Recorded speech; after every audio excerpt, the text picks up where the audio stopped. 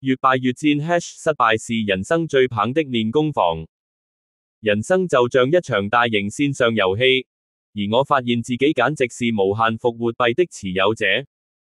每次被挫折的巨龍噴得灰頭土臉，總會聽見系統提示：恭喜獲得經驗值加號1000。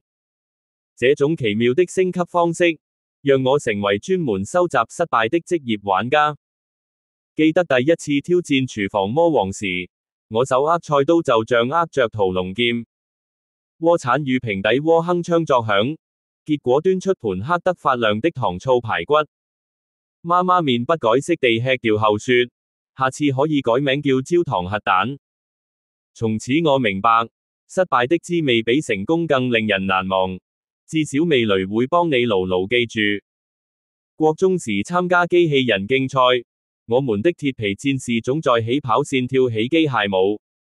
當其他隊伍別笑別到內傷時，我卻發現每次故障都是解鎖新技能的密碼。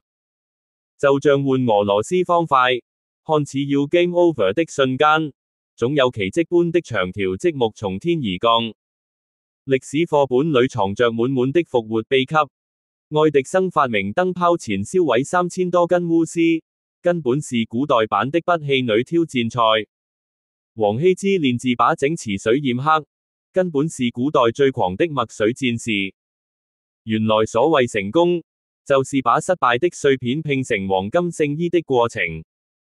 現在我的書包裏總放着失敗筆記本，裏面記滿各種狡詐的創意，會漏水的自動澆花器，把全班嚇哭的魔術表演，永遠對不準焦距的天文攝影。這些歪歪扭扭的圖啊，比滿分考卷更閃閃發亮。